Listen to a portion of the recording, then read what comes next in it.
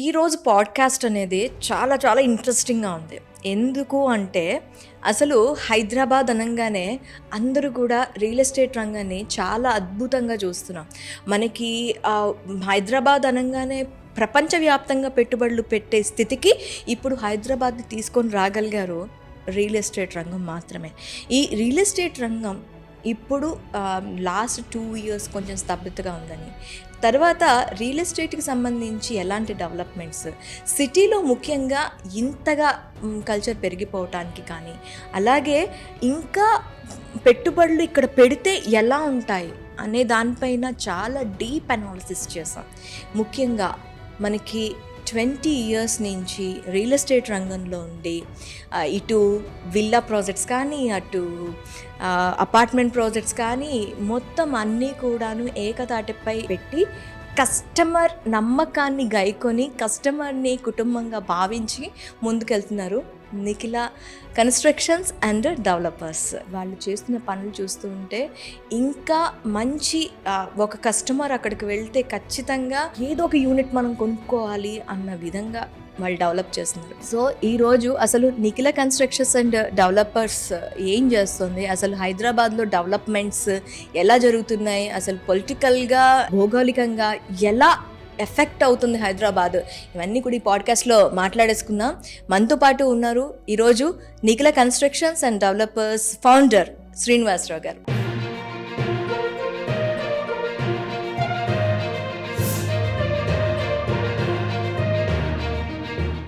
Welcome to social post. ఈరోజు మనతో పాటు ఉన్నారు నిఖిల్ డెవలపర్స్ ఫౌండర్ శ్రీనివాసరావు గారు. నమస్తే సార్. నమస్తే మాధురి గారు. సార్, అసలు ఈ నిఖిల్ డెవలపర్స్ అని సంస్థను పెట్టే ఇదెందుకు వచ్చింది, అసలు మీరు ఎక్కడి నుంచి, మీ స్టడీస్ ఏంటి, కంప్లీట్గా ఒక లైన్లోకి రావడానికి, ఈ లైన్లోకి రావడానికి అంటే ఒక రియల్ ఎస్టేట్లోకి రావడానికి ఏంటి అసలు ఫస్ట్ మీ లైఫ్ జర్నీ ఏంటి సార్? మాస్టర్స్ కంప్లీట్ చేసి కామర్స్లో 93లో జాబ్ జాయిన్ అయ్యి 99 వరకు డిఫరెంట్ పొజిషన్స్లో వర్క్ చేసి 99లో టెలికాం రంగంలో బిజినెస్ స్టార్ట్ చేయడం జరిగింది. టెలికాంలో Nikhila cellular and Nikhila agencies అని పెట్టాం. సో అప్పుడు టాటా సెల్యులర్ మనకు 97లో హైదరాబాద్లో కొత్తగా లాంచ్ అయింది. 99లో నుంచి నేను కూడా టాటా సెల్యులర్ ఫ్రాంచైజీ తీసుకుని సెల్యులర్ షోరూమ్స్ పెట్టడం జరిగింది నిఖిలా సెల్యులర్ పేరు మీద. అలా 5 ఇయర్స్ మన మొబైల్ రంగంలో మంచి కాంట్రిబ్యూషన్ చేసి నెంబర్ 1, నెంబర్ 2 స్థానాలు సంపాదించుకుని స్టేట్లో మంచి ప్రైజులు కూడా సంపాదించుకుని 2004లో మనం కూడా ఒక ఇల్లు కొందామనే ఒక అన్వేషణలో తిరుగుతున్నప్పుడు రకరకాల ఆలోచనలతోటి మనం ఎందుకు ఈ కన్స్ట్రక్షన్ రంగంలోకి రాకూడదని ఒక దృఢ సంకల్పబుల్ హౌసింగ్ చేయాలి, మనము లగ్జరీ ఫెసిలిటీస్ ఇస్తా అనే ఒక సదుద్దేశంతో రియల్ ఎస్టేట్ రంగంలో అడుగుపెడతాం జరిగింది. ఫస్ట్గా కొన్ని ప్లాట్స్ కొని అమ్మి, తర్వాత ఆల్రెడీ అనుభవం ఉన్న బిల్డర్తో జాయిన్ అయ్యి 2004లో ఒక వెంచర్లో నేనే ల్యాండ్ కొని ఇచ్చి నిఖిల నిలయం అని ఒక చిన్న ప్రాజెక్ట్ స్టార్ట్ చేసి 16 ఫ్లాట్స్ తోటి దినదిన అభివృద్ధి చెంది ఇవాళ 600 ఫ్లాట్స్ కట్టే పరిస్థితికి కంపెనీని తీసుకురావడం జరిగింది. నిఖిల్ ఎవరు సార్? నిఖిల మా డాటరు, యశ్వంత్ మా సన్ను. ఇద్దరిని కూడా మాస్టర్స్ చదివించి ఈ రంగంలోకి తీసుకురావడం జరిగింది. ఓకే, ఇప్పుడు మీ పాప మీ బాబు కూడా ఈ నిఖిల డెవలపర్స్లో మేనేజింగ్ డైరెక్టర్స్ అని విన్నాం, నిజమేనా సార్? మేనేజింగ్ డైరెక్టర్స్ కాదు, they are both are directors. Okay. So బాబు యశ్వంత్ సివిల్ ఇంజనీరింగ్ చదివి కన్స్ట్రక్షన్ మేనేజ్మెంట్ చేసి వచ్చాడు.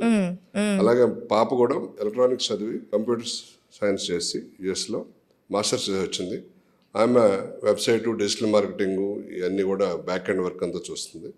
బాబు పర్చేస్ సివిల్ కన్స్ట్రక్షన్ సూపర్వైజ్ చేస్తున్నాడు. So they are under training now. Last 2 years నుంచి they are under training. So వాళ్ళు కూడా ఇప్పుడు అన్ని వర్క్లు నేర్చుకుని అందుబాటులో ఉన్నారు. హిల్ట్ పాలసీ ఎందుకు సార్ ఇంత కాంట్రవర్సీ అవుతుంది? అసలు ఏంటి పాలసీ, ఏంటి, ఎందుకు దీన్ని లాగుతున్నారు? ఈ హిల్ట్ పాలసీ ఏంటంటే Hyderabad industrial land transformation.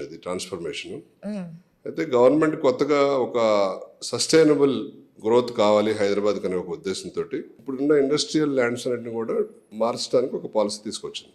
Okay. Around 9,000 to 50 acres ల్యాండ్ని ఉన్న ఇండస్ట్రీస్లో ఉన్న ల్యాండ్ని కన్వర్ట్ చేయడానికి ఒక పాలసీ తీసుకొచ్చింది. వాళ్ళు తీసుకొచ్చినప్పుడు కొంత 30% to 50% ఛార్జెస్ కూడా పెట్టారు అది కన్వర్షన్కి.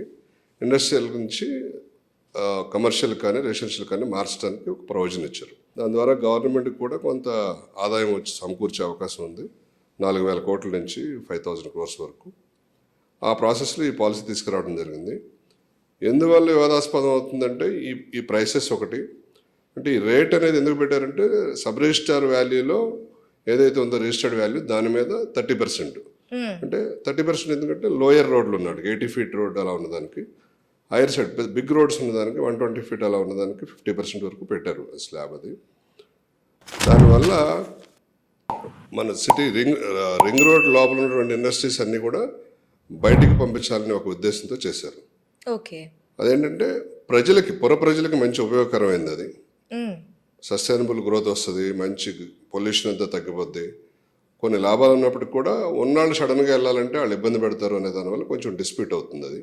ఓకే. బట్ అది వాలంటరీ, కంపల్సరీ కాదు, అది వాలంటరీ అప్లికేషన్. అది టీఎస్ ఐపాస్ ద్వారా అప్లై చేసి కన్వర్షన్ చేసుకోవచ్చు. దాంట్లో ఫోర్స్ ఏం లేదు, వాళ్ళు కావాల్సిన వాళ్ళే చేసుకోవచ్చు. ఓకే. సో లేని వాళ్ళు అలా ల్యాండ్ ఉంచుకోవచ్చు. బట్ సర్టన్ పీరియడ్ తర్వాత అన్ని ఇండస్ట్రీస్ మైగ్రేట్ అవ్వాల్సి వస్తుంది బయటికి. అదంటే సస్టైనబుల్ గ్రోత్ కోసం, ప్రకృతి పరిరక్షణ కోసం, ఎయిర్ పొల్యూషన్ తగ్గించడం కోసం పెట్టిన పాలసీ యాక్చువల్గా. Okay sir. అంటే సిటీ మధ్యలో ఈ ఇండస్ట్రీస్ అన్నీ ఉండటం వల్ల సిటీలో ఉండే ప్రజలకి ఎయిర్ పొల్యూషన్ కానీ ఏ రకమైన పొల్యూషన్, ఇండస్ట్రీ అంటేనే పొల్యూషన్ కాబట్టి వాటిని పంపిస్తున్నారు. Okay, agri. అయితే అదే దీంట్లో పర్యావరణాన్ని రక్షించటానికి అని చెప్పి మళ్ళీ కాంక్రీట్ జంగిలే చేస్తున్నారు కదా సార్. కాంక్రీట్ జంగిల్ అంటే మన ప్రజల అవసరాల దృష్ట్యా కొన్ని గ్రోత్ కారిడార్ చేయాల్సి వస్తుంది. ఓకే. మీరు చెప్పింది ఒక రకంగా కరెక్ట్ అయినప్పటికీ కూడా దానికి కావాల్సిన మెజర్స్ తీసుకోవాలి, both from the government and from other side also we should take the measures. దానికి అందుకే ఆ కేటాయించే ల్యాండ్ మళ్ళీ బిల్డింగ్స్కే హై రైజ్కే కాకుండా డిఫరెంట్ అవసరాలు కనుక కేటాయిస్తే అది ఉపయోగకరంగా ఉంటుంది. అది అలాగే ఈ పొల్యూషన్ తగ్గించడానికి కూడా మనకి ఐజీబీసీ అనే ఒక సంస్థ ఉంది, Indian green building concept. World వైడే మన ఇండియాలో గ్రీన్ బిల్డింగ్ కాన్సెప్ట్ పర్సంటేజ్ బాగా పెరుగుతుంది. సో గ్రీన్ బిల్డింగ్ కాన్సెప్ట్లో కొన్ని స్టెప్స్ తీసుకుంటున్నారు పర్యావరణ పరిరక్షించడానికి. దాంట్లో భాగంగా మనం ఎయిర్ పొల్యూషన్ తగ్గించడానికి గ్రీనరీ పెంచారు, స్పెసిఫైడ్ గ్రీనరీ ప్లాంటేషన్ పెంచాలి ప్రతి ప్రాజెక్టులో. తర్వాత వాటర్ మన ప్రొక్యూర్ చేయడానికి, దాన్ని ప్రొటెక్ట్ చేయడానికి వాటర్ పర్కులేషన్ పిట్స్ కానీ దాని నామ్స్ కానీ స్ట్రింజెంట్ రూల్స్ పెట్టారు. అలాగే మన పవర్ సేవింగ్ మెథడ్స్ కోసం సోలార్ సిస్టమ్స్ పెట్టారు కొన్ని. అలాగే రీయూజ్ మెటీరియల్ చేయాలి కొన్ని, మళ్ళీ రీమ్యానుఫ్యాక్చర్ చేసిన మెటీరియల్ని వాడాలి ప్రతి కన్స్ట్రక్షన్లో. అలాగే న్యాచురల్ శాండ్ బదులు రోబో శాండ్ వాడాలి. అలాగే గ్లాస్ పెట్టేటప్పుడు కూడా కొన్ని నామ్స్ ఉన్నాయి బిల్డింగ్స్లో. అట్లా ఐజీబీసీ నామ్స్ ప్రకారం చేసిన బిల్డింగ్స్కి గ్రీన్ సర్టిఫికేషన్ ఇస్తుంది ఓకే. ఐజీబీసీ. దాంట్లో సిల్వర్, గోల్డ్, ప్లాటినం అని ఉన్నాయి. ఇది కంపల్సరీ సార్? ఇది ఆప్షనల్. ప్రస్తుతానికి ఆప్షనల్ వల్ల అందరూ కంపల్సరీ ఫాలో అవ్వట్లేదు. కస్టమర్లు ప్రిఫర్ చేస్తున్నారు కాబట్టి కొందరు ప్రకృతి మీద మక్కువతోటి, పర్యావరణం మీద ప్రొటెక్షన్ చేయాలనే అభిమానంతో ఉన్న వాళ్ళు మాత్రమే చేస్తున్నారు. దీన్ని కనుక కంపల్సరీ కనుక చేసినట్టయితే ప్రతి బిల్డింగ్కి అందరూ కూడా దాన్ని తప్పకుండా తప్పకుండా పాటిస్తే మనం మన నగరాన్ని మహానగరంగా చక్కటి పీస్ఫుల్ సిటీగా, మంచి సస్టైనబుల్ సిటీగా డెవలప్ చేయడానికి అవకాశం ఉంటుంది. సార్, ఇంటర్వ్యూలోకి వెళ్ళే ముందు మీకు సంబంధించిన డెవలప్మెంట్స్లో కానీ ఐజీబీసీకి సంబంధించి సర్టిఫికేషన్ ఎలా ఉంది సార్? ఐజీబీసీలో ఒక టీం ఉంటుంది, అది మనం అప్లై చేయాలి. ఫస్ట్ ప్రీ సర్టిఫికేట్ పొందుతాము, రిజిస్ట్రేషన్ చేసుకోవాలి ఐజీబీసీలో. చేసుకున్న తర్వాత ఐజీబీసీ కన్సల్టెంట్స్ ఉన్నారు, ట్రైన్డ్ కన్సల్టెంట్స్, సర్టిఫైడ్ కన్సల్టెంట్స్. వారు వచ్చి మనకు గైడెన్స్ ఇస్తారు. ఆ గైడెన్స్ ప్రకారం మనం ఏమైతే ఫాలో అవుతామో వాటిని బట్టి మనం ఫాలో అయిన వాటిని ప్రతిసారి ఆడిట్ ఉంటుంది. ఆడిట్ చేసి మనకు వచ్చిన పాయింట్స్ ప్రకారం silver certificate, gold certificate, platinum certificate issue చేస్తారు. ఆ పాయింట్స్ వస్తే ఆ పాయింట్స్ వల్ల కూడా కొన్ని బెనిఫిట్స్ కూడా వచ్చే అవకాశాలు ఉన్నాయి ఇప్పుడు గవర్నమెంట్లో నుంచి. ఓకే. సో అవన్నీ కూడా సైక్లిక్ వేలో చేస్తున్నారు. ఇంకా బాగా డెవలప్ చేయాల్సిన అవసరం ఉంది. బట్ ఇప్పుడు కూడా అది బాగా మనకు ఇండియాలో బాగా ఫ్లరిష్ అవుతుంది, అందరూ ఇంప్లిమెంట్ చేస్తున్నారు. సార్, ఒక్క డౌట్. చాలామందికి బిల్డర్కి అండ్ గవర్నమెంట్కి, అంటే ఒక బిల్డర్ అసోసియేషన్కి గవర్నమెంట్కి ఉన్న దీంట్లో అంటే సంబంధం ఏంటి అనే దానిపైన చాలా డౌట్స్ ఉంటాయి సార్. అసలు బిల్డర్ అసోసియేషన్ గవర్నమెంట్తో ఎలా అలైన్ అవుతూ ఉంటుంది? మనకి NAREDCO, national real estate development council ఉంది, అలాగే కెరడాయ్ ఉంది, ఇంకా డిఫరెంట్ ఆర్గనైజేషన్స్ కూడా ఉన్నాయి.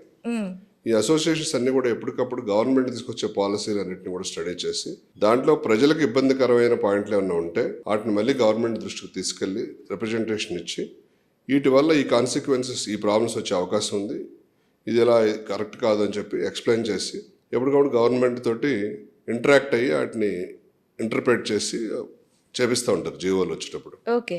అలాగే బడ్జెట్ సెషన్స్ ముందు కూడా గవర్నమెంట్స్ ఈ ఆర్గనైజేషన్స్ సంప్రదిస్తాయి, ఏమన్నా సజెషన్స్ ఉంటే చెప్పండి అని చెప్పి. అప్పుడు ఏం చేస్తాయి అంటే ఆర్గనైజేషన్స్ ప్రతినిధులంతా వెళ్ళి ఎఫర్డబుల్ హౌసింగ్ కావాల్సిన జాగ్రత్తలు, అలాగే ఇండివిజువల్ కస్టమర్కి ఎక్కువ టాక్సేషన్ లేకుండా ఉండే జాగ్రత్తలు, రిజిస్ట్రేషన్ ఛార్జెస్ కానీ, జిఎస్టీ కానీ, బ్యాంక్ లోన్స్ కానీ, ఎఫర్డబుల్ హౌసింగ్ విషయంలో కానీ ఈ ఆర్గనైజేషన్ చాలా స్ట్రాంగ్గా పనిచేస్తాయి. ప్రజల తరఫున గవర్నమెంట్కి ప్రజలకి మధ్యన బ్రిడ్జ్ లాగా అనుసంధానం చేసి కావాల్సిన ఇన్ఫర్మేషన్ అంతా పాస్ ఆన్ చేస్తూ ఉంటాయి. ఓకే. అఫోర్డబిలిటీ అన్నారు కాబట్టి అడుగుతున్నా, హైదరాబాద్లో ఒక సామాన్యుడు అఫోర్డబుల్గా ఉండగలిగే సిచ్యువేషన్ ఇప్పుడు ఉందా? అంటే మీరు గత సంవత్సరాల్లో పరిశీలిస్తే మనకి రాజీవ్ సగృహ, రాజీవ్ గృహకల్ప ఉండేది. Rajiv Gruhakalpa is free homes, Rajiv Sagruha affordable housing, different name పెట్టి అప్పుడు తక్కువ రేట్లో గవర్నమెంటే ఇల్లు కట్టించి ప్రజలకు ఇచ్చేది అనమాట, రేటు తక్కువలో. అలాంటి పరిస్థితి ఇప్పుడు కూడా రావాలి. ఇప్పుడు 2 బెడ్రూమ్ కట్టిస్తున్నారు ఫ్రీగా, అవి కాకుండా ప్రతి గవర్నమెంట్ సైట్ ఎప్పుడైతే ఆక్షన్ చేస్తున్నారో అక్కడ కొంత ఏరియాని ఈ అఫోర్డబుల్ హౌసింగ్కి కేటాయించి అక్కడ మంచి ఇల్లు కట్టించి అందరికీ, అంటే మిడిల్ క్లాస్ ఎంప్లాయీస్కి, మిడిల్ క్లాస్ పీపుల్కి అందరికీ కూడా అందుబాటులో ఉండడంగా గవర్నమెంట్ ఫిక్స్ చేసే రేటు ఇస్తే చాలా బాగుంటుంది. ఇవ్వాల్సిన అవసరం కూడా చాలా ఉంది. Okay sir, Nikhil developers start చేసి ఎన్ని సంవత్సరాలు అవుతుంది sir? Nikhil constructions and developers start చేసి 20 years కంప్లీట్ అయింది. 21st year రన్ అవుతుంది ఇప్పుడు. ఓకే. నేను బిజినెస్లోకి వచ్చి 25 years అయినప్పుడు కూడా కన్స్ట్రక్షన్ రంగంలోకి వచ్చి 20 years అయింది. ఓకే సార్, ఈ 20 years స్పాన్లో మీరు సాధించిన, అచీవ్మెంట్ చేసిన నిఖిల డెవలపర్స్కి సంబంధించి చెప్పమంటే ఏం చెప్తారు? నిఖిల కన్స్ట్రక్షన్ అండ్ డెవలపర్స్ ఎప్పుడు కూడా నేను చాలా కష్టపడి పైకి వచ్చా, వ్యవసాయదారు కుటుంబం. సో ప్రతి రూపాయి విలువ తెలుసు. ఎవరైతే నమ్మకంతో వచ్చి మన దగ్గర ప్రొడక్ట్ తీసుకుంటారో వాళ్ళకి ఎట్టి పరిస్థితుల్లో కూడా మెన్షన్ చేసిన టైం ప్రకారం, క్వాలిటీ ప్రకారం డెలివరీ చేయాలి ఒకటి.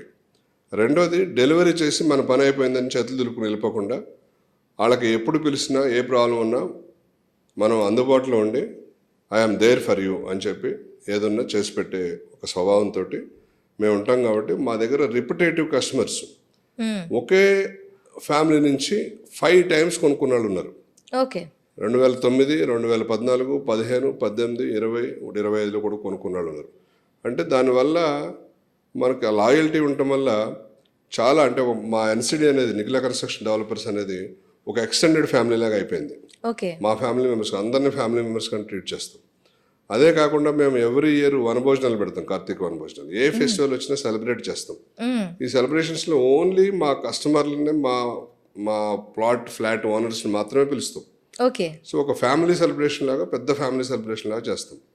అందువల్ల కన్స్ట్రక్షన్ మా కంపెనీ మీద కస్టమర్లందరూ ఒక నమ్మకం, లాయల్టీ, అభిమానంతో కొంటారు అందరూ. సో వాళ్ళ నమ్మకాన్ని ఎప్పుడూ వమ్ము చేయకుండా 20 సంవత్సరాలు మేము కంటిన్యూస్గా సర్వీస్ చేయగలిగాం.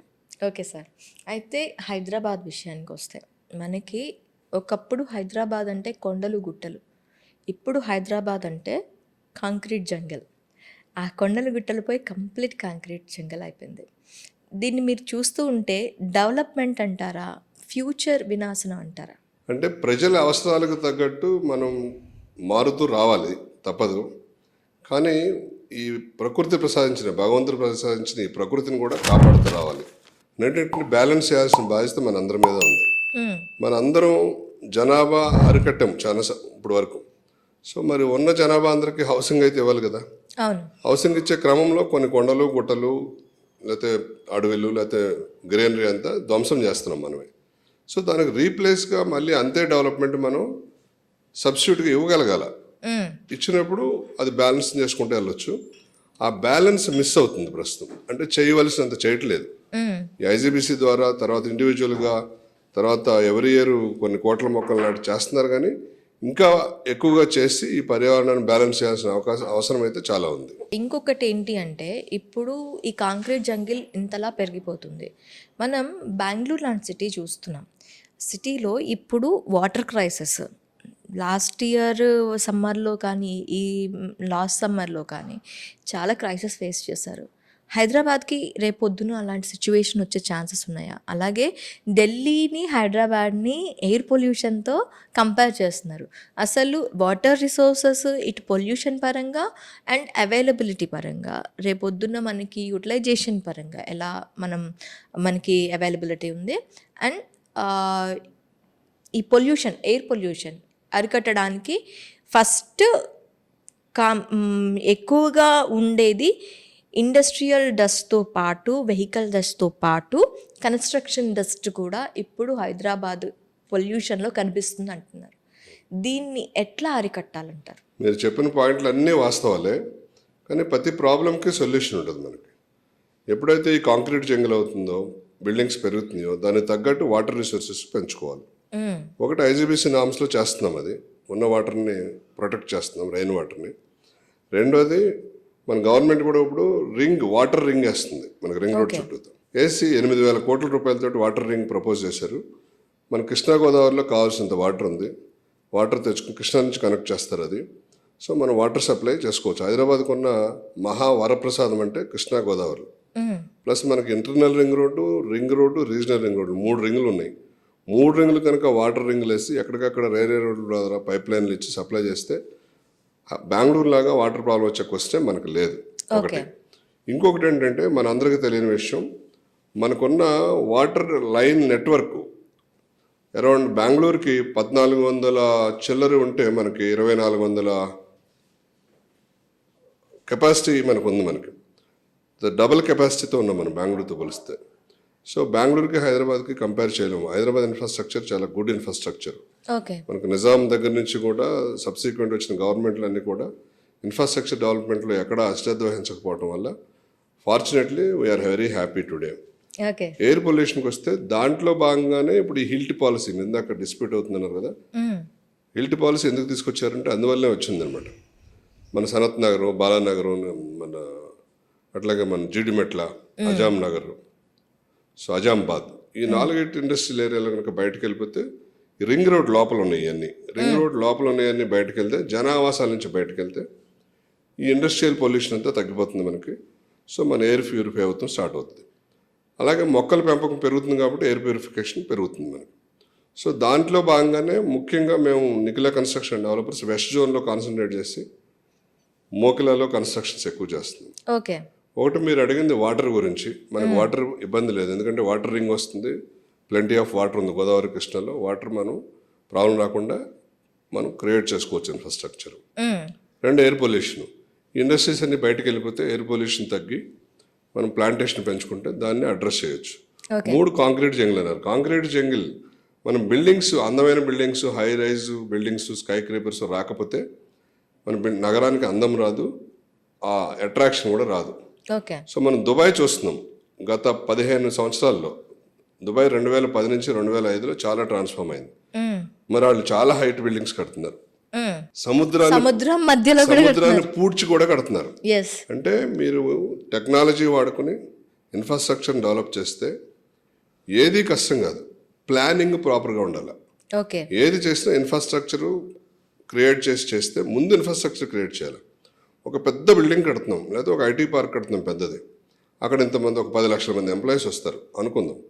అనుకున్నప్పుడు దానికి కావాల్సిన స్కూల్స్, దానికి కావాల్సిన కాలేజెస్, దానికి కావాల్సిన హాస్పిటల్స్, దానికి కావాల్సిన రోడ్లు, సూపర్ మార్కెట్లు, ఇన్ఫ్రాస్ట్రక్చర్ అంతా గవర్నమెంట్ ముందే ప్లాన్ చేసి ల్యాండ్ అలొకేట్ చేసి దాని దగ్గరలో రెసిడెన్షియల్ కాలనీస్ కనుక డెవలప్ చేస్తే అప్పుడు వాళ్ళందరూ ఈ చివరి నుంచి ఆ చివరికి, ఆ చివరి నుంచి ఈ చివరికి వెళ్ళాల్సిన పని లేదు.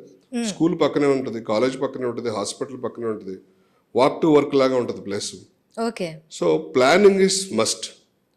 మనం ప్లానింగ్ కనుక కరెక్ట్గా చేయగలిగితే ఎంత పెద్ద బిల్డింగ్స్ కట్టినా, ఎంత జనావాసాలు వచ్చినా మంచి గాలి ఇవ్వచ్చు, మంచి నీరు ఇవ్వచ్చు, మంచి ఇన్ఫ్రాస్ట్రక్చర్ కూడా ఇవ్వచ్చు. Only planning to be there. ఇదంతా పక్కన పెడితే అసలు హైదరాబాద్కి ఇంత డెవలప్మెంట్ చేస్తున్నారు కదా, దీన్ని గ్లోబల్ సిటీ అని మనం అనుకోవచ్చా? గ్లోబల్ నుంచి ఇన్వెస్ట్మెంట్స్ ఎలా వస్తున్నాయి హైదరాబాద్కి? తప్పకుండా అనుకోవచ్చు. మనం హైదరాబాద్ ఒక ప్రపంచంలోనే ఒక మార్క్ క్రియేట్ చేస్తుంది. ఇప్పుడు మీరు ఇందాక అన్నారు స్కై క్రేపర్స్ గురించి, కాంక్రీట్ జంగిల్ అని. ఆ స్కై క్రేపర్స్ కనుక మనం చేయకపోతే అట్రాక్షన్ రాదు. అలాగే ఇన్ఫ్రాస్ట్రక్చర్ కూడా క్రియేట్ అవుతుంది మనకు. సపోజ్ నియోపోలిస్ తీసుకుందాం. Neopolis become an address in the country. కాబోయే రోజుల్లో నియోపోలిస్లో మాకు ఫ్లాట్ ఉంది, లేకపోతే మాకు ఆఫీస్ ఉంది అంటే అదొక అడ్రస్ వాల్యూ అవుతుంది. హైదరాబాద్లో మై హోమ్ పూజాలో ఉంది ఫ్లాట్. ఎస్. సో అలా మనకి హైదరాబాద్ గ్లోబల్ స్టాండర్డ్స్ని క్రియేట్ చేస్తుంది. మన అదృష్టం ఏంటంటే మనం కట్టిన ఇంటర్నేషనల్ ఎయిర్పోర్ట్ మంచి రిమార్కబుల్ నేమ్ తీసుకొచ్చింది. Ring road 165 kilometres ring road, internal ring road. అలాగే ఇప్పుడు మనకు 350 కిలోమీటర్స్ ఏరియాలో మనకు రీజనల్ రింగ్ రోడ్ వస్తుంది, RRR. ఇవన్నీ కూడా మనకి మణిహారాలు హైదరాబాద్కి. ఓకే. సో ఎప్పుడైతే ఇన్ఫ్రాస్ట్రక్చర్ మనకు భారతమాల రోడ్స్ కనెక్టివిటీ వచ్చిన తర్వాత ఇండియా డెవలప్మెంట్ స్టార్ట్ అయింది. అలాగే హైదరాబాద్ కొన్ని ఇన్ఫ్రాస్ట్రక్చర్ వల్ల ప్లస్ లా అండ్ ఆర్డర్ బాగుండటం వల్ల, మంచి వెదర్ ఉండటం వల్ల, పీపుల్ ఫ్రెండ్లీనెస్ వల్ల everybody likes to come to Hyderabad. Sir ఇప్పుడు నియోపోలిస్ని మనం ముంబైలో బాండ్రా మనకి అక్కడ ప్లేస్ ఎలా అంటే అడుగులు లెక్క కొనుక్కునే సిచ్యువేషన్. సో మనం అలా పోల్చొచ్చా ఇప్పుడు నియోపోలిస్ని? ఇక్కడ కూడా అడుగుల్లోనే అమ్ముతున్నాం. కానీ హైదరాబాద్ పీపుల్ చాలా అదృష్టవంతులు. ఎందుకంటే హైదరాబాద్లో ఉన్న బిల్డర్స్ చాలా లో మార్జిన్తో పనిచేస్తారు, వెరీ లో మార్జిన్. హైదరాబాద్లో ఉన్నంత మన రేట్లు ఫ్రెండ్లీ ప్రైసింగ్ మనకి ఇండియాలో కూడా ఎక్కడా లేదు. ముంబై తీసుకున్నా, ఢిల్లీ తీసుకున్నా, కలకటా తీసుకున్నా, ఈవెన్ బెంగళూరు, పూణే తీసుకున్నా, చెన్నై తీసుకున్నా కూడా మన ప్రైసింగ్ చాలా లో. అంటే వెరీ థిన్ మార్జిన్స్తో వర్క్ చేస్తారు ఇక్కడ. So that way Hyderabad people are very fortunate. అందుకే మన దగ్గర ఇన్ఫ్రాస్ట్రక్చర్ గ్రోత్ కూడా ఎక్కువ వస్తుంది. మనకు ఢిల్లీ, కలకటా బయట వాళ్ళు కానీ, బయట స్టేట్స్ వాళ్ళు కానీ, అలాగే US, UK, ఆస్ట్రేలియాలో సెటిల్ అయిన వాళ్ళు కానీ, సింగపూర్లో ఉన్న వాళ్ళు కానీ ఎక్కువ మంది వచ్చి మన దగ్గర ఇన్వెస్ట్ చేస్తున్నారు. అందువల్లే హైదరాబాద్ మన ఇన్ఫ్రాస్ట్రక్చర్ గ్రోత్ కూడా వస్తుంది. సార్ అసలు నియోపోలిస్ ఎందుకు? వేరే ఇంకెక్కడైనా డెవలప్మెంట్ అనేది చేయొచ్చు కదా, దాని మీద ఎందుకు అంత కాన్సన్ట్రేట్ చేస్తారు?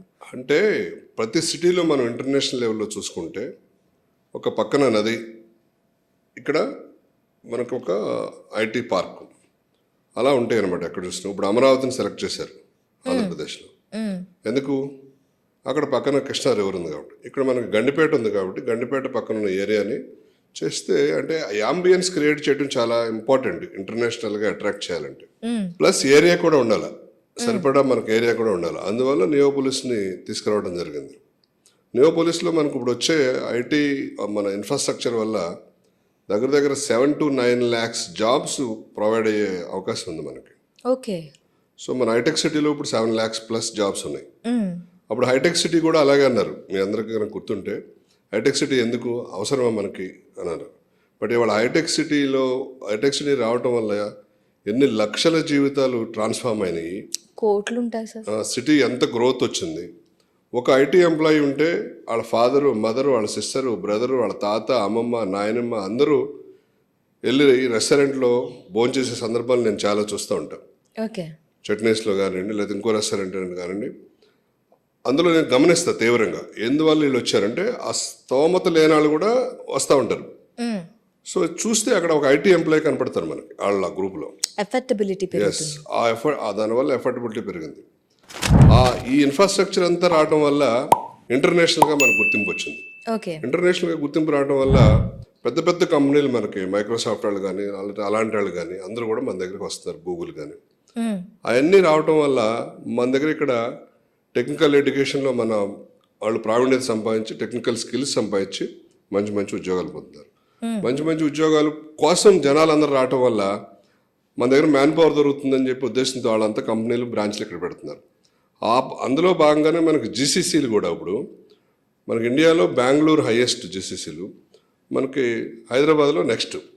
ఈ గ్లోబల్ క్యాపబిలిటీ సెంటర్స్ ఇప్పుడు హైదరాబాద్లో చాలా వస్తున్నాయి. అందుకని మన హైదరాబాద్లో మంచి ఎంప్లాయ్మెంట్ పెరిగే ఉద్దేశం చాలా ఉంది, అవకాశం చాలా ఉంది అతి త్వరలో.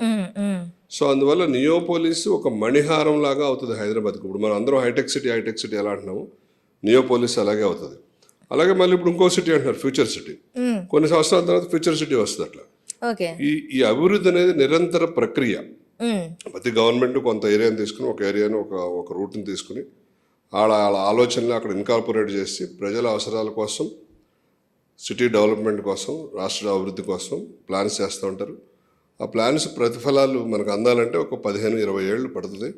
సో అది ఫస్ట్లో మొదలుపెట్టినప్పుడు మనకు ఎందుకు ఇక్కడ ఇలా పాడు చేస్తుంది అనిపిస్తుంది, కానీ ఒక 20 ఏళ్ల తర్వాత కానీ దాన్ని మనం ఇత్తనం పెడితే మొక్క మొలిసి పెరిగి కాయలు కాసి మనం ఫ్రూట్స్ తినేకి ఒక 20 సంవత్సరాలు పడుతుంది, 15 to 20 years. అలాగే అది కూడా మంచి ఫలాలను ఇస్తుంది, దాంట్లో ఏమాత్రం సందేహం లేదు. సార్ ఇంకొకటి ఏంటి అంటే నార్మల్గా జనాల్లో ఉన్నది ఏంటి అంటే నియోపోలిసు, ఈ ఫోర్త్ సిటీ, ఇంతకుముందు హైటెక్ సిటీ అని హడావిడి చేసి అప్పుడు కూడాను రాజకీయ నాయకులు చాలా దీని మీద లాభాలు పడ్డారు. ఇప్పుడు కూడా ల్యాండ్ కాస్ట్ ఇష్టం వచ్చినట్లు పెంచేసి దాని చుట్టూ కూడా డెవలప్మెంట్ పేరుతో గవర్నమెంట్ దందా చేస్తుంది. ఇంతకుముందు అన్నారు, ఇప్పుడు అంటున్నారు. సో దీన్ని ఎట్లా చూడాలి? నిజంగా గవర్నమెంట్ ఇన్వాల్వ్మెంట్ ఈ దందా రూపంలో నిజంగానే ఉందా? ఇదిగో తోక అంటే అదిగో పులి అంటారు. కొన్ని అపోహలు ఉంటాయి మార్కెట్లో. మీరే అన్నారు రూమర్ వస్తుందని చెప్పి. సో రూమర్గానే చూడాలి మనం అది. అంటే నియోపోలిస్లో ఎకరం 137 కోట్లు సార్. నియోపోలిస్ 137 కోట్లు పలికిన మాట వాస్తవమే. మా మిత్రులు కూడా చాలామంది పార్టిసిపేట్ చేశారు ఆక్షన్లో. అది వెరీ ట్రాన్స్పరెంట్ ఆక్షన్ సిస్టమ్. అది మీరు డిపాజిట్ కట్టాలి, ప్రీ బిడ్కి వెళ్ళాలి మీటింగ్కి, తర్వాత బిడ్లో పార్టిసిపేట్ చేయాలి. అది కూడా బిడ్ కూడా అది అంత ఓపెన్గా ఉండదు, కాన్ఫిడెన్షియల్గా బిడ్ వేయాలి బ్యాక్ ఎండ్ నుంచి, ఎవరు కనపడరు. So secret bidding. అది బిడ్ పెంచుకుంటూ వెళ్తారు, అవతల ఎవరు పెంచుతున్నారో కూడా తెలియదు. మీరు ఆక్షన్ అయిపోయి మీ పేరు అనౌన్స్ చేసి బయటకు వచ్చే వరకు ఎవరికి తెలియదు. సో అలాంటి సిస్టంలో ఉన్నాం మనం. కాబట్టి దాంట్లో కొల్యుడయ్యేది కానీ కుమ్మక్కయ్యేది కానీ అవకాశం లేదు. ఎవరికి అవసరం ఉందో, ఎవరైతే కట్టగలము చేయగలము అనుకుంటున్నారో, ఎవరికి అందులో వైట్ అమౌంట్ కట్టాలి, కంప్లీట్ వైట్ అమౌంట్ వితిన్ 1 monthలో కట్టాలి ఆక్షన్ అయిన తర్వాత. ఓకే. ఎస్, ఎవరికైతే కెపాసిటీ ఉందో, రిజర్వ్స్ ఉన్నాయో, చేయగల సామర్థ్యం ఉందో వాళ్ళు మాత్రమే పార్టిసిపేట్ చేయగలరు. కాబట్టి అది వాళ్ళ అవసరం, వాళ్ళ ప్యాషన్ కొద్దీ వాళ్ళు కొందరు వ్యాపారం ప్రాఫిట్ కోసం చేస్తారు, కొందరు నేమ్ అండ్ ఫేమ్ కోసం చేస్తారు. ఆయా అవసరాలను బట్టి వాళ్ళు చేసుకుంటారు తప్ప అది క్రియేట్ చేసిన ప్రైస్ అయితే కాదు. ఓకే. అక్కడ ఇచ్చే ఫెసిలిటీస్ని బట్టి, సపోజ్ మనకు 120 feet 140 feet రోడ్లు ఉన్నాయి నియోపోలిస్లో, అన్ని రకాల ఫెసిలిటీస్ ఇస్తుంది గవర్నమెంట్. అందువల్ల ఆ ప్రైస్ రావడం జరుగుతుంది అక్కడ. ఓకే. మోకిలా దగ్గరికి వద్దాం. లాస్ట్ ఇయర్ ముందు ఇయర్ వర్షాలకి కంప్లీట్గా మునిగిపోయిన సిచ్యువేషన్ సార్. విన్నాం. ఎలా అంటే ఒక్కొక్క విల్లా అక్కడ తీసుకున్నట్లయితే 5 crores ఉంటుంది, 6 crores ఉంటుంది. నిజంగా ఆ రేట్ ఉందా అక్కడ? అంత ఇప్పుడు 20 కోట్లు కూడా ఉంది. 20 కోట్లు కూడా ఉంది. సో అక్కడ అంత పెట్టిన తర్వాత కూడా నీటిలో మునిగిపోతే పెట్టుకున్న పెట్టుబడికి ఏ న్యాయం సార్? మీరున్న దాంట్లో కొంత వాస్తవం ఉంది, కానీ కొంచెం మాత్రమే వాస్తవం ఉంది. మోకిలాలో మనకి 31 విల్లా ప్రాజెక్టులు ఉన్నాయి, 31 villa projects okay as of now. ఇప్పుడు కన్స్ట్రక్షన్లో ఉన్నాయి 2-3 అయిపోయినాయి, అన్ని కలిపి 31 విల్లా ప్రాజెక్టులు ఉన్నాయి. బట్ అవుట్ ఆఫ్ 31 విల్లా ప్రాజెక్ట్స్లో ఓన్లీ 1 విల్లా ప్రాజెక్ట్లో వాటర్ రావడం జరిగింది. Okay. I don't want to name that project. ఎందువల్ల వచ్చిందంటే అది ఇలా అరిచేయి ఉంటే అరిచేతి మధ్యలో ఉన్నట్టు ఉంటుంది. ఇటు పక్కన అప్పు, ఇటు పక్కన అప్పు, ఇటు పక్కన అప్పు, 4 sides అప్పు ఉంటుంది. ఇది లోలో ఉంది. దానివల్ల 4 పక్కల నుంచి వచ్చిన వాటర్ దాంట్లోకి రావటం, ఆ వెళ్ళాల్సిన వాటర్కి సరైన మార్గం చూపించకపోవటం, వాటర్ స్టాగ్నేట్ అయ్యి రోడ్ లెవెల్ నుంచి విల్లా హైట్స్ కూడా పెంచకపోవటం, వీటన్నిటి కారణాల వల్ల ఆ తప్పిదాలు జరిగినాయి. ఓకే. అక్కడ ఆ బిల్డర్ కానీ లేకపోతే ఆ కస్టమర్లు కానీ తగు జాగ్రత్తలు కనుక తీసుకున్నట్టయితే అలాంటి ఇబ్బంది వచ్చేది కాదు. మరి అదర్ ప్రాజెక్ట్స్ ఏవి మునగట్లేదు కదా, అవును, అన్నీ బాగానే ఉన్నాయి. సో పైగా మోకిలాకు ఉన్న అదృష్టం ఏంటంటే, మంచి వరం ఏంటంటే, మీకు సౌత్ సైడ్న మోకిలాకి మూసీ రివర్ పాస్ అవుతూ ఉంటుంది, మూసీ కెనాల్. దానికి మనకి నార్త్ నుంచి సౌత్కి మంచి స్లోప్ ఉంటుంది మోకిలాకి. ఎక్కడ వాటర్ నిలబడే ఛాన్స్ లేదు, వాటర్ దూకుతా వెళ్ళిపోద్ది కిందకి, జస్ట్ చిన్న వే చూపిస్తే చాలు అది. ఓకే. సో ఆ వే లేక బ్లాక్ అయ్యి వచ్చిన సమస్య అది, అదొకటే తప్ప 1 year ఒక్కసారి వచ్చింది. తర్వాత వాళ్ళు దే ఫైండ్ ద సొల్యూషన్. ఇప్పుడు కూడా అలాంటి ప్రాబ్లం లేదు. సో అలాగే 15-16 అపార్ట్మెంట్ ప్రాజెక్ట్స్ ఉన్నాయి. ఏ అపార్ట్మెంట్ ప్రాజెక్ట్లో ఇబ్బంది రాలేదు. ఓకే. అయినప్పటికీ కూడా ఎన్సిడి, మేము నిఖిల కన్స్ట్రక్షన్ డెవలపర్స్ చాలా ముందు చూపుతోటి మేము ఎలాంటి సెల్లారు చేయకుండా 4 podiums ఇచ్చి పార్కింగ్కి, పోడియంస్ 4 floors పైన రెసిడెన్షియల్ స్టార్ట్ చేసాం. అంటే సెల్లార్ సిస్టమ్ కాకుండా podium system, cellar system complete తీసేసి ఓన్లీ పోడియం సిస్టంలోనే Nikhila construction and developers villas apartments కడుతుంది. అలాగే ఇప్పుడు పర్మిషన్కి అప్లై చేసాం, అది కూడా 4 podiums ఇచ్చి పోడియం పార్కింగ్లోనే. అంటే ఇప్పుడు వరకు రాలేదు, ఫ్యూచర్లో కూడా వచ్చినా ఎలాంటి ఇబ్బంది ఉండకూడదు అనే ఉద్దేశంతో మనం ఆ సెల్లార్ సిస్టమ్ తీసేసి పోడియం లెవెల్స్లో పార్కింగ్ ఇచ్చి పెడుతున్నాం.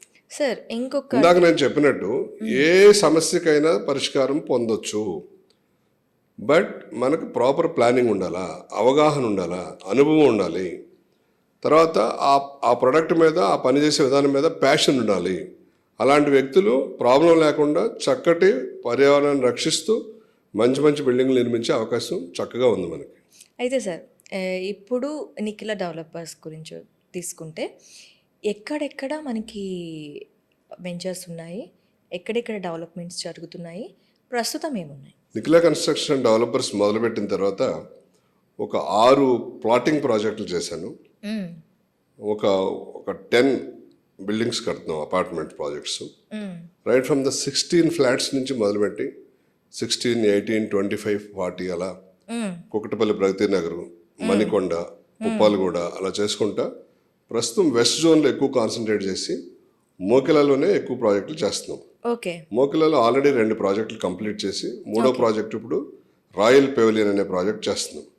ఇది 4 పోడియమ్స్, 15 అప్పర్ ఫ్లోర్స్ తోటి 570 ఫ్లాట్స్ కడుతున్నాం. ఇక్కడ ఆ ఏరియాలో ఎక్కడా లేనటువంటి ఫెసిలిటీస్ కూడా ఇస్తున్నాం మేము. ఎలాంటి హైలైట్స్ ఉన్నాయి సార్ దాని చుట్టూ? ప్రాజెక్ట్లో 2 క్లబ్ హౌస్లు ఇస్తున్నాం, అలాగే గ్రౌండ్ లెవెల్ ఫెసిలిటీస్ ఇస్తున్నాం. టెర్రస్ లెవెల్లో కూడా కనెక్ట్ చేసి టెర్రస్ మీద కూడా 40,000 స్క్వేర్ ఫీట్ ఎమ్యూనిటీస్ ప్రొవైడ్ చేస్తున్నాం. Terrace barbecue, terrace open gym, terrace walk area, terrace function area, terrace lady kitty party area. ఇట్లా ఒక సామాన్య ఫ్యామిలీకి ఎన్ని రకాల అవసరాలు ఉంటాయో అన్నిటినీ కూడా మనమే ఉంటే ఎలా ఉండాలని ఒక థాట్ తోటి ఆలోచించి ఎక్కడెక్కడ ఎన్ని ఇన్కాపరేట్ చేయగలమో అన్నీ కూడా ఇన్కాపరేట్ చేస్తాం. మనం నామ్స్ ప్రకారం 2% క్లబ్ హౌస్ ఇస్తే చాలు మేము ఓకే మా 570 ఫ్లాట్స్కి. బట్ వేరే రిక్వైర్మెంట్ కన్నా మేము చాలా హై ఏరియా క్లబ్ హౌస్లు ఇస్తున్నాం. 2 క్లబ్ హౌస్లు ఇస్తున్నాం, ఓకే, టెర్రస్ ఏరియా ఇస్తున్నాం, గ్రౌండ్ ఎమ్యూనిటీస్ ఇస్తున్నాం. అంటే జనరల్గా క్లబ్ హౌస్ ఏరియా ఒక ఫ్లాట్కి 5 to 6 స్క్వేర్ ఫీట్ అలా ఉంటుంది. మేము 5 to 6 నుంచి 10 ఫీట్ ఉంటుంది మ్యాక్స్ ఇచ్చే ఫెసిలిటీ. బట్ మేము 40 ఫీటు కేటాయిస్తున్నాం ఒక ఫ్లాట్. ఓకే. అంత హ్యూజ్ ఎమ్యూనిటీస్ ఇస్తున్నాం. ఎందుకంటే 95% ఆఫ్ ద రిక్వైర్మెంట్స్ ప్రాజెక్ట్లోనే విత్ ఇన్ ద ప్రాజెక్ట్లో సాటిస్ఫై మీట్ అవ్వగలగాలి.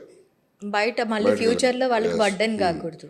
ఎక్కువ హైరేజ్ వెళ్లకుండా ఎకరానికి 90 ఫ్లాట్లు మించి కట్టకుండా 15 ఫ్లోర్లే యాప్ట్ కన్స్ట్రక్షన్. అంటే ఎక్కువ హైట్ వెళ్ళకుండా, లో హైట్ వెళ్ళకుండా, మళ్ళీ బ్యూటీ దెబ్బతినకూడదని చెప్పి మళ్ళీ 40 ఫ్లోర్లు 50 ఫ్లోర్లు వెళ్ళకుండా 15 ఫ్లోర్స్ మాత్రమే తీసుకుని పర్మిషన్ ఫెసిలిటీ ఉన్నప్పుడు కూడా 4 పోడియం పార్కింగ్స్ ఇచ్చి 15 అప్పర్ ఫ్లోర్స్ కడుతూ 2 క్లబ్ హౌస్లు ఇచ్చి టెర్రస్ అమ్యూనిటీస్ ఇస్తున్నాం. ఓకే. ఇట్లా అన్ని రకాల జాగ్రత్తలు తీసుకున్నాం. అలాగే క్లబ్ హౌస్లో కూడా ఒక ఫ్యామిలీ కావాల్సింది, పిల్లలకు కావాల్సింది, సీనియర్ సిటిజన్స్ కావాల్సింది, అన్ని రకాల అవసరాలు గుర్తించి ఇచ్చాం. మా క్లబ్ హౌస్ చూస్తే కస్టమర్లే వావ్ అంటున్నారు, అలాగే వచ్చి దిష్టి తీసేయమని చెప్పి వెళ్తున్నారు వచ్చిన కస్టమర్లు. ఓకే. అంటే చూడటానికి అంత అట్రాక్టివ్, అంత బ్యూటిఫుల్గా ఉంటుంది. ఓకే. అయితే దీని చుట్టూ ఉండే మనకి కనెక్టివిటీకి సంబంధించి ఎలా ఉంది సార్? మోకిలాకి ఇప్పుడు మంచి కనెక్టివిటీ ఉంది. 15 మినిట్స్లో మనం నియోపోలిస్ నుంచి మోకిలా చేరుకోవచ్చు. ఫైనాన్షియల్ డిస్ట్రిక్ట్ నుంచి 17 మినిట్స్లో రీచ్ అవ్వచ్చు. సో నియోపోలిస్లో వచ్చే 9 lakhs జాబ్స్ వచ్చేటప్పటికి మోకిలాకి మంచి రిటర్న్ ఆన్ ఇన్వెస్ట్మెంట్ కూడా వచ్చే ఛాన్స్ ఉంది. ప్రస్తుతం 6,000 రూపాయల రేంజ్లో స్క్వేర్ ఫీట్ దొరుకుతున్నప్పుడు కూడా మంచి ఇన్వెస్ట్మెంట్, అది మంచి రిటర్న్, హై రిటర్న్ వచ్చే ఇన్వెస్ట్మెంట్ ఏరియా అది. అలాగే ల్యాండ్ రేట్ల మీద కూడా మంచి ఇన్వెస్ట్మెంట్, మంచి రిటర్న్ వచ్చే ఏరియా. మనకి రోడ్ ఇన్ఫ్రాస్ట్రక్చర్తో పాటు ఐటీ పార్క్స్ దగ్గరగా ఉండటం వల్ల ఎక్కువ మంది ప్రిఫర్ చేస్తున్నారు ఐటీ ఎంప్లాయీస్. దానికి తగ్గట్టు మనకి మోకిలా చుట్టూ 20 ఇంటర్నేషనల్ స్కూల్స్ ఉన్నాయి లోకల్ స్కూల్స్తో పాటు. ఆ ఇంటర్నేషనల్ స్కూల్స్తో పాటు మనకి ఎక్ఫై బిజినెస్ యూనివర్సిటీ ఉంది విత్ ఇన్ 5 minutes డిస్టెన్స్లో. అలాగే జేబీఐటీ, ఎంజేఐటీ కాలేజెస్ ఉన్నాయి. ఇట్లా ఇన్ఫ్రాస్ట్రక్చర్ పరంగా, ట్రాన్స్పోర్ట్ పరంగా రైల్వే స్టేషన్ చూసుకుంటే మనకి 10 minutes, అలాగే హాస్పిటల్స్ చూసుకుంటే 15-20 minutes, అలాగే ఎయిర్పోర్ట్ చూసుకుంటే 35 to 40 minutes. సో మనకి ఎడ్యుకేషన్ పరంగా, జాబ్ పరంగా, ట్రాన్స్పోర్ట్ పరంగా, ఇన్ఫ్రాస్ట్రక్చర్ పరంగా అన్నిటికన్నా ముఖ్యమైనది ఏంటంటే పర్యావరణ హితంగా మనకంటే మీకు హైదరాబాద్ ఈ ట్విన్ సిటీస్లో ఎక్కడ చూసినా మీరు దానితో కంపేర్ చేస్తే మోకిలలో లోయెస్ట్ పొల్యూషన్ ఉంటుంది. సో మేము దాన్ని గమనించి కన్స్ట్రక్షన్ మొదలు పెట్టగానే సిటీలో ఉన్న విల్లా అమ్మేసుకుని మోకిలో వెళ్ళి స్థిరపడ్డాం. మేము, మా బ్రదరు, మాతో పాటు ఉన్న మా కొలీగ్స్ అందరం కూడా 5. తార్నాక్లో ఉన్న మా ఫ్రెండ్ మొన్న అమ్మేసి మోకిలో వచ్చాడు, మాతో పాటు ఉన్న ఆయన శ్రీనివాస్ గారు. ఓకే. అట్లా అందరం కూడా 40 ఏళ్ల క్రితం కట్టుకున్న విల్లా అమ్మేసి వచ్చారు ఆయన తార్నాక్ నుంచి. సో అలా అందరం కూడా మోకిలా మేము మైగ్రేట్ అయిపోయాం. లాస్ట్ 5 years నుంచి వీఆర్ ఎంజాయింగ్ ద ఫ్రూట్స్. మా ఎనర్జీ లెవెల్స్ పెరిగినాయి, ఆరోగ్యం బాగుపడింది, హ్యాపీగా ఉంటున్నాం. చాలా పర్యావరణ హితమైన ప్లేస్ అనమాట అది. ఓకే. అయితే మనకి అమరావతి తీసుకుంటే హైదరాబాద్కి మించి ఎప్పుడు రెడీ అవుతుంది, అయ్యే ఛాన్సెస్ ఉన్నాయా? ఎప్పుడు దాని చుట్టూ వివాదాలు? హైదరాబాద్ 400 సంవత్సరాల చరిత్ర కలిగిన సిటీ నాన్న. సో ఈ 400 సంవత్సరాల నుంచి క్రమక్రమంగా అభివృద్ధి చెందుతూ వచ్చింది ఇది. సో అమరావతి నిన్నగాక మొన్న పుట్టిన ఒక సిటీ. ఇంకా కంప్లీట్గా కావాల్సిన రిఫార్మ్, మన ఇన్ఫ్రాస్ట్రక్చరే డెవలప్ అవ్వలేదు. ఆఫీసెస్ కానీ, అసెంబ్లీ కానీ, తర్వాత సెక్రటేరియట్ కానీ, హైకోర్టు కానీ ఇలాంటివి. అది మనం ఏమన్నా చెప్పాలంటే అది సాహసోపేత నిర్ణయమే, ఊహాజనితమైందే చెప్పగలం. Okay. So it takes it own time. మనం చూస్తామో చూడమో తెలియదు, బట్ ఇప్పుడే స్టార్ట్ అయింది. హైదరాబాద్ని క్రాస్ చేయడం అనేది అది అంత ఈజీ కాదు, సాధ్యం కాదు. ఎందువల్లంటే మనకున్న హైదరాబాద్కున్న ఫెసిలిటీస్ వేరు. ఇన్ఫ్రాస్ట్రక్చర్ కానీ, ల్యాండ్ కానీ, వాతావరణం కానీ, మనకి భూకంప రహిత ప్రాంతం ఉంది హైదరాబాద్. సో మనకి వర్షం వచ్చినా 2 రోజులు వర్షం వస్తే 3వ రోజు హ్యాపీగా పనిచేసుకోవచ్చు. 4 గంటల వర్షం పడితే మళ్ళీ పనిచేసుకోవచ్చు. బట్ అమరావతి అలా కాదు. హైదరాబాద్కి చాలా అడ్వాంటేజెస్ ఉన్నాయి ఏ సిటీతో పోల్చినప్పటికి కూడా. సో అమరావతిని హైదరాబాద్ కంపేర్ చేసి చూడలేము మనం. ఓకే. అయితే సార్, అమరావతిలో డెవలప్మెంట్స్ కోసం లాస్ట్ టైం 1,00,000 ఎకరాలు తీసుకున్నది ఇంకా కాలేదు, ఇంకా మళ్ళీ 50,000 ఎకరాస్ అనేది మళ్ళీ పుల్లింగ్ చేస్తున్నారు. ఇది ఎంతవరకు? అమరావతిలో 35,000 ఎకరాలను మాత్రమే పూల్ చేశారు అప్పుడు. అంటే గవర్నమెంట్లు మారినప్పుడల్లా పాలసీస్ మారుతూ ఉంటాయి. సేమ్ గవర్నమెంట్ కంటిన్యూ అయితే డెవలప్మెంట్ ఫాస్ట్గా అయ్యే ఛాన్స్ ఉంటుంది ఎప్పుడైనా సరే. ఓకే. సో కొత్త గవర్నమెంట్ వచ్చినప్పుడు ఆ పాత గవర్నమెంట్ డెసిషన్స్ని జనరల్గా వ్యతిరేకిస్తూ వాళ్ళ ఓన్ థాట్స్ తోటి వెళ్తూ ఉంటారు. అందువల్ల అది స్ట్రక్ అయింది. మళ్ళీ ఇప్పుడు గవర్నమెంట్ మారడం వల్ల ఆ పాలసీస్ ఇంప్లిమెంట్ చేస్తున్నారు. ఇప్పుడు గ్రోత్ ఫాస్ట్గా ఉండొచ్చు. So it takes it own time. Infrastructure build చేయడం అంత ఈజీ కాదు. మనం ఇల్లు కట్టుకోవాలంటేనే మొదలుపెట్టి ప్లాన్ చేసి పర్మిషన్ తెచ్చి కట్టాలంటే 3 నుంచి 4 సంవత్సరాలు పడుతుంది ఒక ఇండిపెండెంట్ హౌస్ కట్టాలంటే. ఓకే. అలాంటిది ఒక సిటీ నిర్మించాలంటే దాని టైం దానికి పడుతుంది. So they need some big time for that. Okay. ఒక గవర్నమెంట్ ఫామ్ చేయాలి అంటే రియల్ ఎస్టేట్ అనేది ఒక భూమిక పోషిస్తుంది అంటారు, నిజమేనా? రియల్ ఎస్టేట్ అంటే కన్స్ట్రక్షన్లో ఉన్న బిల్డర్లు వెళ్ళి ఓట్లలో పార్టిసిపేట్ చేసేవాళ్ళు చాలా తక్కువే ఉంటారు. Okay.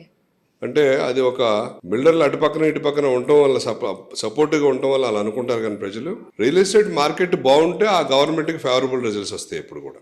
Okay. Real estate market infrastructure రంగం కనుక బాగుంటే అది అభివృద్ధికి సంకేతంగా భావిస్తారు. కాబట్టి ఆ గవర్నమెంట్కి ఫేవర్గా లేదా ఆ పార్టీకి ఫేవర్గా ఓట్లు వేసే అవకాశాలు ఎక్కువగా ఉంటాయి. ఓకే. ఇన్ఫ్రాస్ట్రక్చర్ మీద డిపెండ్ అయి ఉంటుంది అంటారు మీరు. అవును. ఇప్పుడు ఇక్కడ వచ్చిన ఇంకొక డౌట్ ఏంటి అంటే, ప్రతి ప్రభుత్వం కూడా మేము చేసాము, ఇక్కడ డెవలప్మెంట్ చేసామని ముందుకొస్తారు.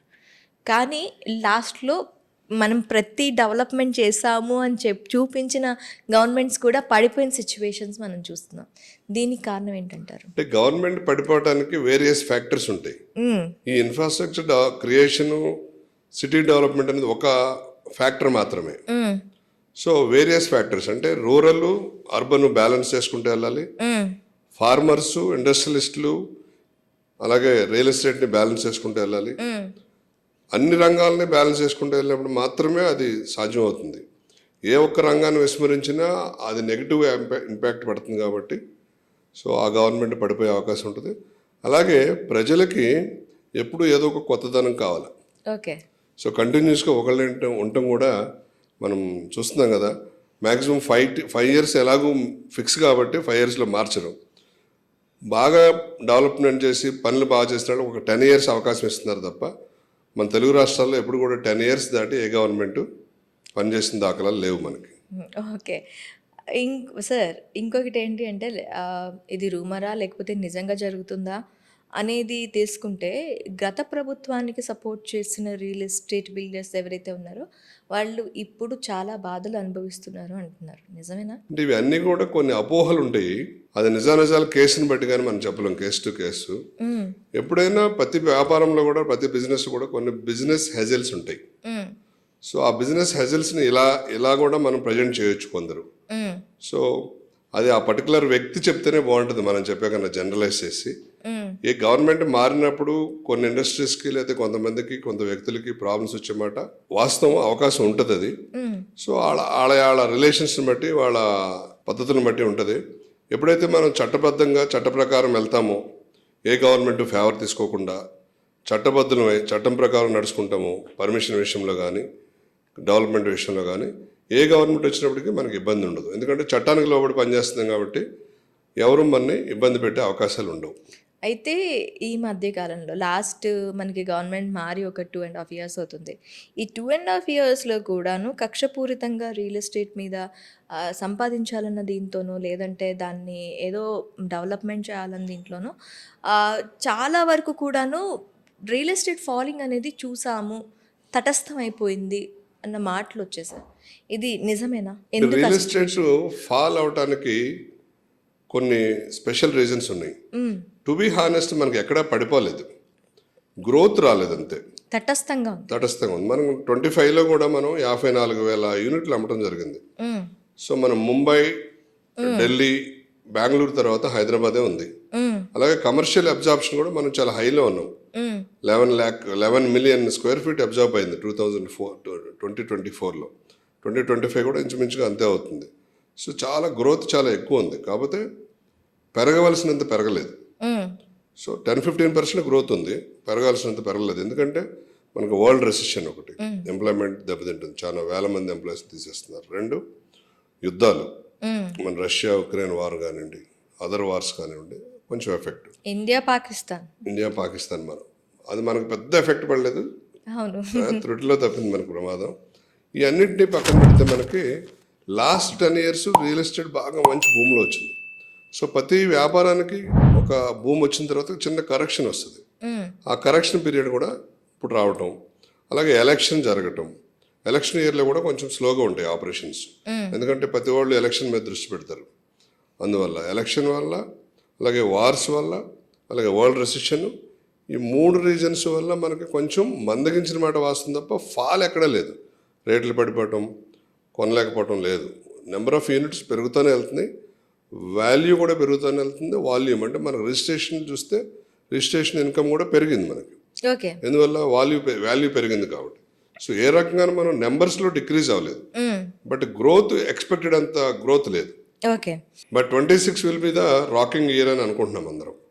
26 అయితే సార్, కొంతమంది బ్లాక్ మనీని వైట్ చేసుకోవటానికి రియల్ ఎస్టేట్ని యూజ్ చేసుకుంటున్నారు అన్నారు, నిజమేనా? అంటే సిస్టమ్ని అందరూ కూడా వాడుకుంటారు. సిస్టంలో ఉన్న ఫెసిలిటీని. సపోజ్ మనకు రిజిస్ట్రేషన్ వాల్యూ ఎంత ఉందో అంత వైట్ చూపిస్తారు. సో సిస్టమ్, అది సిస్టంలో ఉన్న వ్యవహారాన్ని ఎవరైనా ఉపయోగించుకుంటే ట్రై చేస్తారు. దాన్ని మనం బ్లాక్ అని పేరు పెడితే ఏం చెప్పలేము. సో సిస్టంలో ఉన్న సిస్టమ్ ప్రకారం రిజిస్ట్రేషన్ వాల్యూ 1 crore ఉంటే ఎకరం 1 crore పెట్టి కొంటారు, 1 crore రిజిస్ట్రేషన్ చేస్తారు, 1 crore పెట్టి కొనుక్కుంటారు. దాంట్లో క్యాష్ పార్ట్ ఇన్వాల్వ్ అయ్యే అవకాశాలు ఉన్నాయి మనకి, ఇండియన్ సిస్టమ్ అలా ఉంది. సో దానికి కూడా రకరకాల రిఫార్మ్స్ వస్తున్నాయి ఇప్పుడు. మార్కెట్ వాల్యూని పెంచి రిజిస్ట్రేషన్ వాల్యూస్ తగ్గించమని బిల్డర్స్ తరపు నుంచి కొన్ని సంవత్సరాలుగా గవర్నమెంట్కి రిప్రజెంటేషన్ కూడా ఇస్తున్నాం మేము. సో 1 crore ఉన్న చోట 2 కోట్లు పలుకుతుంది అనుకోండి ఎకరం, దాని 2 crores వాల్యూ పెంచి రిజిస్ట్రేషన్ ఛార్జెస్ని 7.6% నుంచి 3% 4% చేస్తే అందరూ కూడా ఫుల్ వాల్యూ రిజిస్ట్రేషన్కి వెళ్ళడానికి, అలాగే గవర్నమెంట్కి ఆదాయం ఎక్కువ రావడానికి, ఇన్ఫ్రాస్ట్రక్చర్లో మన వాల్యూ కూడా పెరుగుతూ ఉంటుంది. మనం ఇప్పుడు మనకు ప్యారలల్ ఎకానమీ ఉంటుంది ఇండియాలో. సో అది కూడా అడ్రస్ చేయడానికి కూడా మనకు బాగా పనికొస్తుంది. సార్, కొన్ని 100 రియల్ ఎస్టేట్ కంపెనీస్ ఉన్నాయి హైదరాబాద్ సిటీస్లో కానీ, లేదంటే మన మెట్రోపాలిటన్ సిటీస్లో. చాలామంది ఇంకా పేదవాళ్ళుగానే స్ట్రీట్ మీద పడుకున్న వాళ్ళే ఉంటున్నారు. ఇలాంటి వాళ్ళ గురించి అసోసియేషన్స్ తరపు నుంచి కానీ, గవర్నమెంట్ తరపు నుంచి కానీ, మీ నుంచి ఆ గవర్నమెంట్కి ఒక లెటర్ కానీ వీళ్ళకి సంబంధించి ఏమైనా దీని గురించి ఏమైనా ఆలోచన ప్రక్రియ చేస్తున్నారా బిల్డర్ అసోసియేషన్ నుంచి? వెరీ గ్రేట్ క్వశ్చన్ అండి. బిల్డర్ అసోసియేషన్ ఎప్పుడు సొసైటీ వెల్ఫేర్ గురించి ఆలోచిస్తూనే ఉంటాం. ప్రతి మీటింగ్లో ఏమైతే చేయాలో అది గవర్నమెంట్తో మాట్లాడి కొన్ని చేస్తూ ఉంటాం మేము. బట్ ఇల్లు కట్టివ్వటం అనేది చేయలేదు. ఇది చాలా ఇంపార్టెంట్, చాలా ముఖ్యమైన విషయం అనమాట. గవర్నమెంట్ చేస్తుంది కానీ సరిపోవట్లేదు. ఫ్రీ హౌసింగ్ చేసేది ఇంకా ఇందాక నేను చెప్పినట్లు ఎక్కడైతే గవర్నమెంట్ స్థలాలు ఆక్షన్ చేస్తుందో, అలాగే ఈ హిల్ట్ పాలసీ పెట్టి ఇండస్ట్రీస్ నుంచి కన్వర్ట్ చేస్తుందో, ఈ ల్యాండ్స్ అన్నింటిలో కూడా కొంత పర్సంటేజ్ని ఈ ఎఫర్డబుల్ హౌసింగ్కి పెట్టి అక్కడ కూడా సామాన్య మానవులకి లగ్జరీ హౌస్ ఇచ్చే విధంగా నిర్మించి ఇచ్చినట్టయితే చాలా బాగుంటుంది. ఇది చాలా అవసరం కూడా. ఆర్థిక అసమానతను తొలగిస్తుంది. లేదంటే ఫ్రిక్షన్ డెవలప్ అవుతుంది మనుషుల మధ్యలో. వాళ్ళు బాగుంటారు, వీళ్ళు ఎక్కడో కింద ఉంటారు, వాళ్ళు ఎక్కడో పైన ఉంటారు. అసమానతను కూడా తగ్గించాల్సిన అవసరం చాలా ఉంది మన అందరి మీద, ముఖ్యంగా గవర్నమెంట్ అలాగే ఇన్ఫ్రాస్ట్రక్చర్ క్రియేటర్స్. బిల్డర్స్ ఎందుకు చేయలేరంటే ఇది బిల్డర్స్కి ఆల్రెడీ ఎక్స్ట్రా బర్డెన్స్ పడిపోయినాయి. జిఎస్టీ విధంగా, రిజిస్ట్రేషన్ విధంగా, టాక్సేషన్లో కానీ, అలాగే ప్రొఫెషనల్గా ఉన్న హజార్డ్స్ కానీ ఆల్రెడీ ఓవర్లోడ్ అయి ఉన్నారు. చాలా థిక్ మార్జిన్, చాలా చాలా స్మాల్ మార్జిన్స్తో పనిచేస్తున్నారు. ఇందా చెప్పే కదా నేను. మనకి రేట్స్ కూడా చాలా తక్కువ రేట్లు ఉంటాయి హైదరాబాద్. అందుకని బిల్డర్లు ఆల్రెడీ ఓవర్లోడ్ అయి ఉన్నారు, సస్టైన్ అవ్వలేకపోతున్నారు. కొందరు బిల్డర్లు లాస్ కూడా ఇంకర్ అవుతున్నాయి. సో గవర్నమెంట్ తరపు నుంచి ఈ పాలసీలు రావాలి. బిల్డర్ని తక్కువ మార్జిన్తో కట్టించే విధంగా బిల్డర్ని ప్రోత్సహించాలి ఇన్ఫ్రాస్ట్రక్చర్ డెవలప్ చేయడానికి. ఈ సైట్ కేటాయించి ఇల్లు కట్టించడమే కాకుండా రిజిస్ట్రేషన్ వాల్యూలో 7.6% జనరల్గా ఛార్జ్ చేస్తున్నారు. దానికి 2% 1% పెడితే అక్కడ మీకు 50 లక్షల రూపాయలు కొనుక్కుంటే 3.5 లక్షల రిజిస్ట్రేషన్ బదులు 50,000తో అయిపోద్ది. ఒకటి జిఎస్టీ 18% బదులు 28% బదులు ఇప్పుడు 18% అయినాయి. మీరు ఇంటి రిజిస్ట్రేషన్కి 5% వేస్తున్నారు, మెటీరియల్కి 18% వేస్తున్నారు. వాటిల్లో కూడా పారదర్శకత తీసుకొచ్చి జిఎస్టీని కూడా 1% తీసుకొస్తే 50 లక్షల రూపాయలు కొనుక్కునే హౌస్ మీకు 7-8 lakhs జిఎస్టీ తగ్గుతుంది, 2 lakhs రిజిస్ట్రేషన్ వాల్యూ తగ్గుద్ది. ఈ రెండింటితో పాటు బ్యాంక్ ఇంట్రెస్ట్లు 8%, 9%, 7.5% కాకుండా ఎవరైతే అఫోర్డబుల్ హౌస్ కేటాయిస్తున్నారో వాళ్ళకి కొన్ని లిమిటేషన్స్ పెట్టి, అంటే ఆదాయ పరిమితి, ఏరియా ఎక్స్టెంట్ లిమిటేషన్ పెట్టి ఆ కొనుక్కునే వాళ్ళందరికీ ఇంట్రెస్ట్ రేట్ కూడా 8% కాకుండా గవర్నమెంట్ సబ్సిడీ ఇచ్చి 4%, 3% లేదా మ్యాక్సిమం 5% కనుక పెడితే అక్కడ కూడా ఒక 7-8 లక్షల రూపాయలు సేవ్ చేయొచ్చు. అప్పుడు ₹1,00,00,000 హౌస్ ఏదైతే ఉన్నత వర్గాలు కొనుక్కుంటున్నారో దాన్ని అన్ని కనుక తగ్గిస్తే 30 లక్షల రూపాయలు కలిసి వస్తుంది. 70 లక్షల రూపాయలకి అందుబాటు చేయొచ్చు. అలాగే 50 లక్షల రూపాయలది 15-20 లక్షల రూపాయలు తగ్గిద్ది, 30 లక్షల రూపాయలకి అందించవచ్చు. మనకి అఫోర్డబుల్ హౌసింగ్ పాలసీ ఉంది. 950 ఎస్ఎఫ్టీ కనుక ఉంటే అది 45 lakhs రూపీస్ కనుక ఉంటే 1% జిఎస్టీ ఉంది. అలాగే ప్రధానమంత్రి నుంచి కొంత స్కీమ్ ఉంది, 2 lakhs 3 lakhs రూపీస్ రిటర్న్ వస్తుంది. బట్ అది సరిపోద్దు, దాన్ని మార్చాలా. ఇవాళ అవసరాలు మారినాయి. 950 ఎస్ఎఫ్టీ నుంచి 1,500 ఎస్ఎఫ్టీ చేయాలా. Not only GST, bank interest, registration charges కూడా తగ్గించాలా. అలాగే ఉమెన్ పేరు మీద కొనుక్కుంటే ఇంకొంచెం బెనిఫిట్ కొంచెం ఉంది ఇప్పుడు లోన్లో వాటిలో, బట్ ఇంకా పెంచి 5.5% అదే అది కూడా ఇంకా పెంచి ఉమెన్ పేరు మీద కొనుక్కుంటే గృహిణి పేరు మీద కొంచెం బెనిఫిట్స్ ఎక్స్ట్రా ఇస్తే ఇది అంత కష్టమైంది కాదు. ఏదైనా పబ్లిక్ మేలు జరగాలంటే గవర్నమెంట్ పూనుకుని ప్రజల భాగస్వామ్యంతో చేస్తేనే చేయగలరు, ఇండివిజువల్స్ చేయలేరు. అయితే సార్ 20 years అనుభవం ఉంది రియల్ ఎస్టేట్ రంగంలో.